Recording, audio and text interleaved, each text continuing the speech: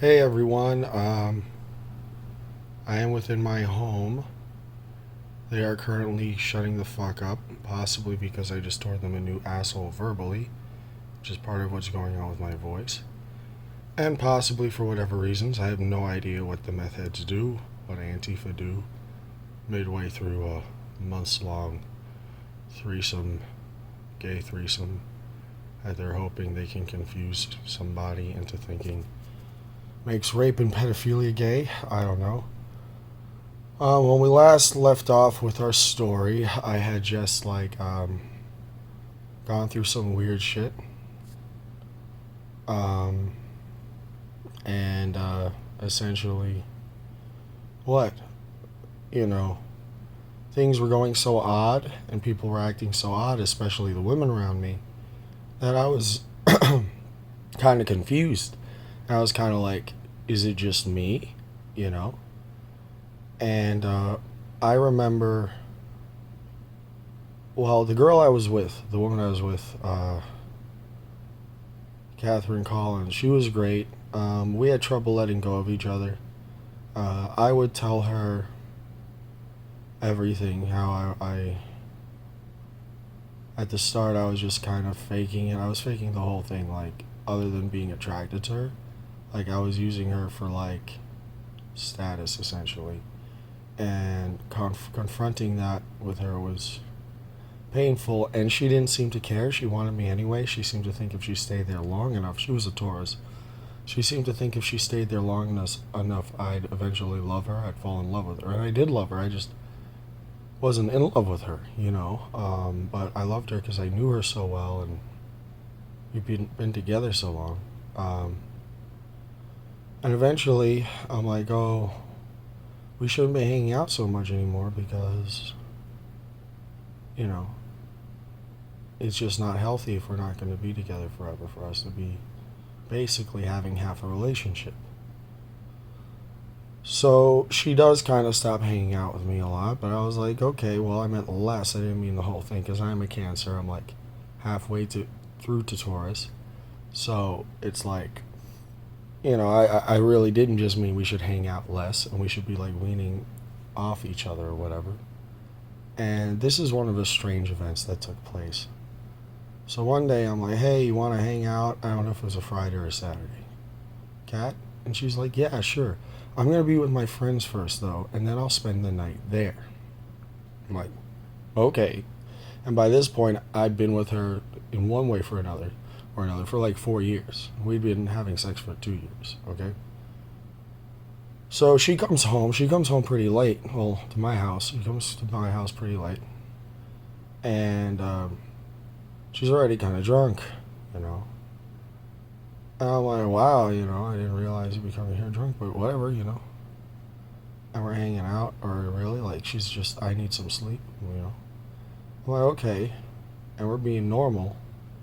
And she kind of pushes, well, I don't mean, I didn't mind. I liked it. She pushes herself on me. And I'm like, oh, cool, because it had been a little while since we hung out anyway. I was like, yeah. And then she's like, oh my God, I'm drunk. And she keeps doing it. I'm like, yeah, I'm not drunk. You're right. I guess. She's like, I can't believe you do this while I'm not drunk. I mean, while I'm drunk. I can't believe you'll do this while I'm drunk. And she keeps kissing me. And I'm like, well, we've been doing this for like 4 years, 2 years, like whatever. We've been doing this for 2 years. And she's like, oh my God, that's rape. Oh my God. And then she turns around and lies down, just finishes whatever she was doing, lies down and goes to sleep. Right next to me. We spoon all night. And in the morning, apparently the friend she was hanging out with is waiting with the car and goes, oh my God, I can't believe you raped me last night. And I kissed her. And really, well, she initiated the kissing. I definitely kissed her.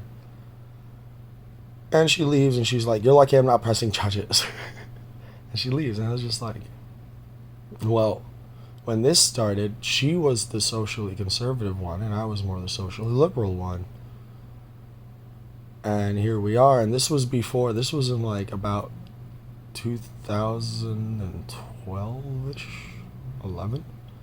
This was before a lot of the like random lefty nonsense that started up maybe a couple of years later.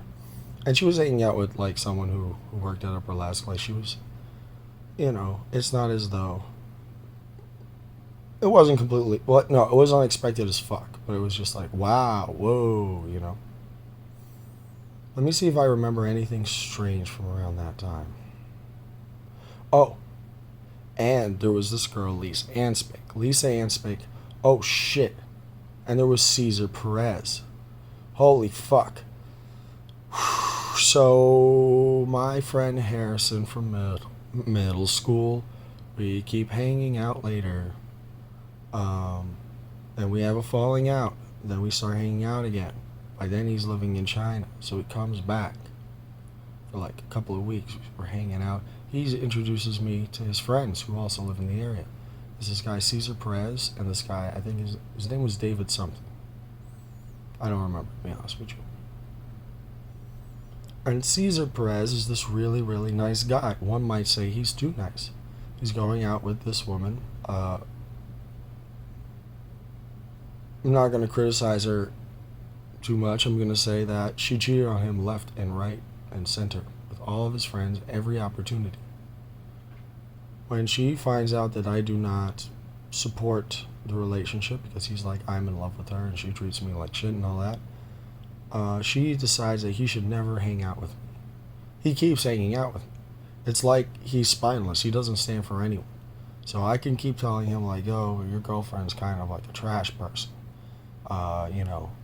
And the only way I could prove that more is by fucking her in front of you. No, not that I ever did. I think her name was Danielle. Sorry. And he doesn't really listen, right? Danielle also happened to have a sister. And what I hear about her is that she's some sort of meth prostitute, like literally. And I'm like, whoa, I've never met anyone with anyone like that in their family or anything like that. And Cesar Perez is really fucking nice. His family's a bit much, a bit like controlling women, like too controlling women. But I'm like, oh, whatever. And now I'm remembering Sam / her name is Samantha, but Sam, she called herself Sam. I'm going to tell you how the Caesar story ends first, okay?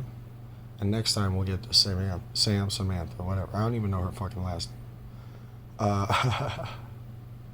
What am I saying? I'm saying that Caesar, his girlfriend Danielle breaks up with him. Then me and his friends, we try to get him with this girl. They found her. Her name was Lisa Anspick. Cute girl, a little younger than him. For some reason, really like all eyes, this girl. Clearly like a young kind of fly on the wall player type girl. And I was just like, well, Caesar's a little older than her. And we're older than Caesar, and we're supposedly taking care of her. So, we're supposedly taking care of him. So, really, he's getting with something about his speed. That's probably more clever than him, but has less experience. So he gets with her. He claims he's in love with her. He's like, oh my God, I've never felt emotions before. And I'm just like, well, I guess that's good. You're feeling emotions for the first time. One day I'm walking down the fucking street and I see him with Danielle going to like Cornets or something. And I feel terrible because it's like, so now you're cheating on a girl with a person that cheated on you a whole bunch of times and then broke up with you. And Lisa was my friend. So I tell Lisa. Caesar gets mad at me. Caesar's like, let's fight. I'm like, dude, I'm not fighting you for Lisa because I'm not trying to go out with Lisa and really you just fucked up your own shit. Like, didn't someone else tell you Danielle was cheating on you? Later I end up finding out because I'm telling Harrison about like all this, like, oh, Cesar Perez is kind of a bitch shit. Sorry, Cesar Perez, but you let these women run you ragged and it's stupid as fuck. Okay, and worse, you're self-righteous and act helpless about it. Okay. Meanwhile, fucking, I end up, and this is almost nothing to do with it until you realize how fake Caesar was being. Harrison's like, yeah, I swear to God, I think at one point I went to a sports game. I was just passing by a sports game, and I think I saw Cesar Perez having a date with like a dude, like a kind of a big dude, like a heavy set dude. Um, like a date though, like their body language was like they were on a date, and I think Caesar might be gay, like closeted gay. And I won't lie to you, Caesar he always struck me like he was so soft. It was like a big kind of, it was like a puddle of pudding. It kind of had shape, mostly because of the shape it fell in. But that was unexpected. It was unexpected because I didn't think we lived in a world, especially in a city, where people were like that closeted. It hit me as unexpected because his sister was friends with such like, I ended up hooking up with one of his sister's friends at some point, and I'll tell you that story. I was Samantha. His sister wasn't foreign from any like, let's say, quote unquote sexual deviance, so it didn't make sense that he'd hide it, you know. And at the time, I didn't think anything of the person, I didn't think anything of it. I just thought like, oh, he's closeted gay. He doesn't want to tell anyone about it. It's none of our business, and that has nothing to do with like him being dishonest with everyone, and like saying whatever you want to hear if he's in front of you, left and right, like just constantly being like, oh well, I'll say whatever makes me most popular, and then fuck everyone over like while I'm on my way through. So you might be wondering what this has to do with my whole situation. Well, this guy, Caesar, sorry, Chris Sanchez.